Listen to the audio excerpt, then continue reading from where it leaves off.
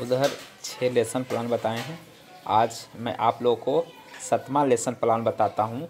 जैसे आप लोग को पहले बताएं, आप लोग लिखे होंगे। और lesson plan number 7 roll number जो कॉलेज का है, फिर वही मेरा हम लोग का जो स्कूल नेम है। ठीक है, क्लास जिस क्लास को पढ़ाएंगे 6, 7, 8, 9, 10। ठीक है, मेरा सब्जेक्ट जिसे संस्कृत है, संस्कृत लिखें।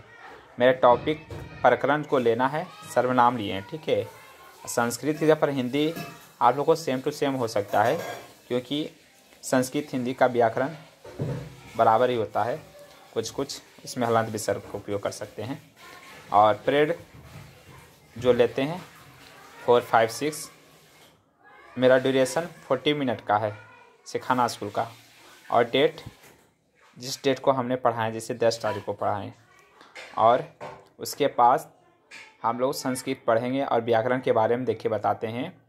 और संस्कृत सब्जेक्ट के बारे में बोलते हैं, जैसे छात्रों को व्याकरण के नियमों को ज्ञान कराना, छात्रों को संस्कृत भाषा को समझाने का योग बनाना, छात्रों को संस्कृत भाषा को शुद्ध रूप से पहचाने योग बनाना। उसके बाद उस उद्देशिका में करना है कि शब्दों का सही उपयोग और सही चयन करना सिखाना। किसका? सर्वनाम के बारे में। छात्र सर्वनाम के प्रकार बारे में जान सकेंगे और छात्र इसके विभिन्न उदाहरणों के बारे में जान सकेंगे। ठीक है, ये सब हिंदी रहे या संस्कृत रहे, लगभग आप लोग कॉमन सेंस लगा लीजिएगा। ठीक है, और टीचिंग पॉइंट में हम लोग बताते हैं सर्वनाम की परिभाषा, सर्वनाम के प्रकार और उदाहरण। जिस तरह एक पेजा हुआ, इसी तरह आप लोग को 5 पेजा करना है। ठीक है, तो दूसरा पेजा में हम लोग टीचिंग एड्स में वही चीज़ जो सर बताए हैं और हम लोग कहीं से मालूम होगा। एड्स में श्यामपट्ट, चौक, डस्टर, पाठ्य पुस्तक के माध्यम से पढ़ाएंगे। और टीचिंग मेथड में प्रश्नोत्तर विधि, व्याख्यान विधि, श्यामपट्ट विधि। और फिर पूर्व नॉलेज यानी ज्ञान में बच्चों सर्वनाम के बारे में समान जानकारी रखते हैं, क्योंकि पिछले अब आप लोग बता दें। अब देखिए, इसमें हमें 5 क्वेश्चन तैयार करना है।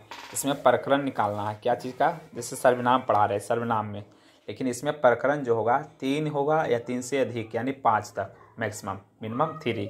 जैसे राम एक महान राजा थे, इस वाक्य में संज्ञा क्या है? राम दिए। ठीक है, राम महान राजा इस वाक्य में किसके द्वारा प्रयोग हुआ है? राम के लिए। ठीक है, इस वाक्य में राम संज्ञा है, तो वह क्या है? सर्वनाम है। तो मेरा 3 प्रकरण निकला। अब स्टेटमेंट ऑफ एम में लिखें, बच्चों आज हम क्या पढ़ाएं? सर्वनाम। विस्तार पूर्वक अध्ययन करेंगे और वही सब विशेषण। ठीक है, उसके बाद टीचिंग पॉइंट सर्वनाम, टीचिंग एक्टिविटी सर्वनाम क्या है, सर्वनाम के प्रकार, स्टूडेंट एक्टिविटीज छात्र। उदाहरण में दो देते हैं, मैं, अहम, तुम, और हिंदी वाला में तुम और तुम, मैं। ठीक है, संस्कृत वाला तुम और हम, इस तरह से लिखना है। और इसके बाद इसी तरह टीचिंग पॉइंट में सर्वनाम के परिभाषा। सर्व मने सर्वनाम, अर्थ मने इसका सर्वनाम होगा, सबका नाम। छात्र ध्यानपूर्वक सुने और जिनको उतारना है उतार लीजिए देखकर। ठीक है, उदाहरण वही, वह स, तुम मने तुम, हम लोग का अहम। अगर हिंदी है तो सिर्फ वह, तुम, हम लोग लिखना है। ठीक है, उसके बाद अगला और पेज बताना है कि सर्वनाम के प्रकार, सर्वनाम के 6 भेद। ठीक है, और जैसे पुरुषवाचक, संबंधवाचक, प्रश्नवाचक, निजवाचक, अनिजवाचक और निजवाचक। इसी में वो बताना है छात्रों को, ध्यानपूर्वक सुने और लिखें। का, कौन, या जो, कि मैंने क्या, किंचित मैंने कुछ, कोपि मैंने कोई। अगर हिंदी वाले हैं तो कौन, जो, क्या, कुछ, कोई लिख लें।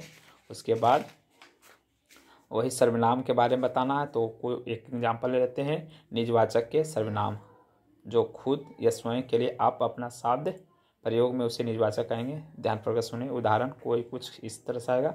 और उसके बाद हम कुछ जितना भी पढ़ाएं हैं उसके बारे में पढ़ाएं, तो इसीलिए क्वेश्चन करेंगे और बनाने के लिए कहेंगे घर से होमवर्क, होम स्टेटमेंट। सर्वनाम क्या है, इसके उदाहरण भी बताना है। ठीक है, और हम लोग को जो कॉलेज में का टीचर लोग, हेडमास्टर लोग यहाँ सिग्नेचर करेंगे और मेरा सुपरवाइजर यहाँ सिग्नेचर करेंगे।